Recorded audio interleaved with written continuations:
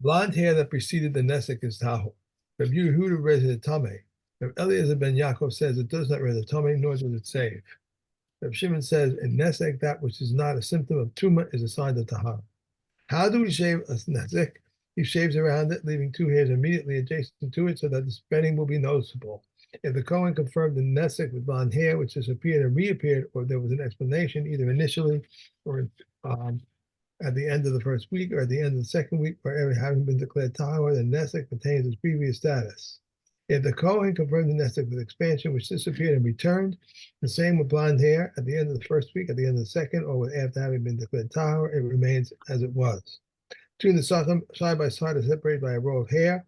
If the row of hair is then split in that one place, the nesachim are tameh. In two places, nesachim are tahor.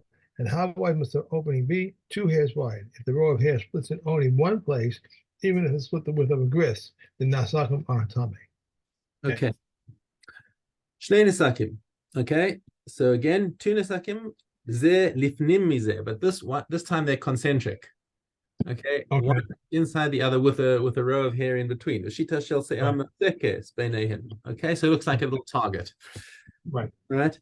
Nifratz mimakom echad. So just before we come into that, what's the situation at first? The one on the inside, okay, the one on the inside is just a nesek with nothing inside it. So that one would have to be quarantined. The one on the outside has got normal colored hair on the inside.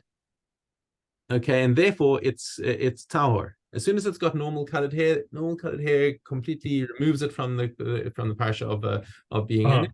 Okay. However, nifratz mimakom echad. If, however, it now breaks through into the one into the other, then the inner one has the inner one has expanded to the outer one. Hold on, nifratz mimakom echad. It is tameh.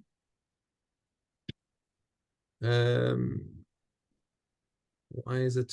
Why? I'm just thinking. Why is it tamei suddenly? Because just looking at the diagram, let's actually just draw the picture over here, just so we can visualize it a little more clearly. I'm going to do it. I have this picture here. I know that you can't see it, right? Hey, show me. Yeah. See it? Yeah, so are we able to see it? Yeah, I can see it. Hold it up a little more. No, hold it up a little more. Higher. There we go. Okay. Yes. Oh, that's interesting. Oh, I see. Yes, that's right. Okay, fine. So now I'm going to just draw the picture over here. Let's make it a thick line. Okay, and we're going to do the nesek in yellow. Okay, so we've got one nesek over here in the middle. Right. Okay, and another one. Oopsie, and no, sorry, I just changed my tool accidentally. And then there's another one outside it. Okay, and in between here in the white area, you've got a line of hair. Okay, so I'm going to change the color here to brown to show that there's hair in here. Okay. Now, this inner one over here is going to need quarantine. Okay, because it's just a nesek without anything inside it. Okay, this outer one is tahor because it's got normal hair inside it. Okay, let me just make sure that I've got that halacha correctly. Okay, yeah, the outside one is tahor because the hair inside it is saves it, but the inner one needs to go into quarantine. Okay, so now nifratz mimakom echad. So now the thing breaks through. Okay, so now it cuts through over here.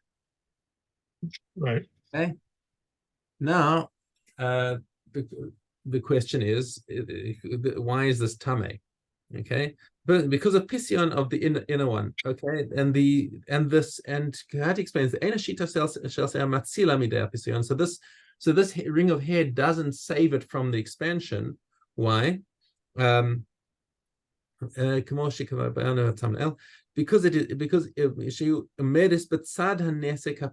it's on the side of the inner nesek, not the interior.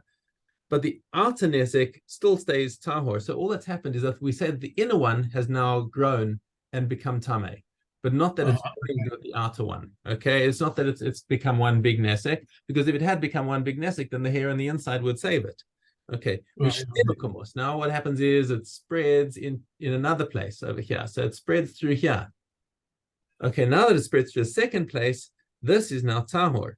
Why is it tahor? Because these two nesakim have become one nesek. They've joined all together, and inside it you've got hairs that are you've got normal colored hairs that have made it that make it tahor. Okay. As kamate hapirza, how much does the pirza have to be? Makom shtei saros. Again, it's just two hair breadths will join them. Nifratz mi makom echad kegris tahor.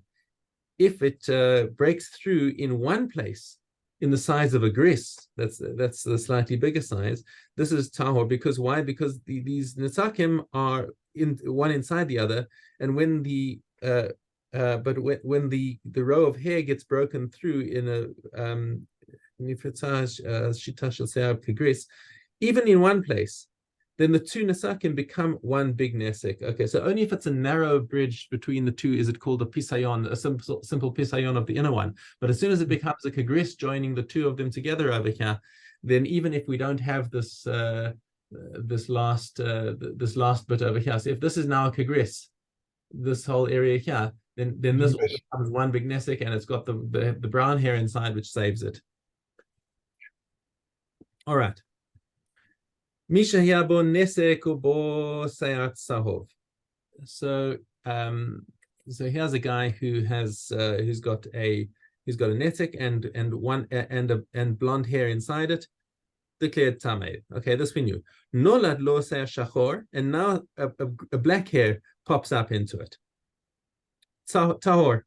So now it becomes tahor. Afal pi shehalach lo sayat shachor tahor. And now, even if the black hair disappears, it remains tahor, because the blonde hair that was in the nesek that was originally the siman tuma has now become neutralized, because there was a black hair in there. Now it becomes it's been neutralized and cannot save it, and it doesn't act as a siman tuma anymore.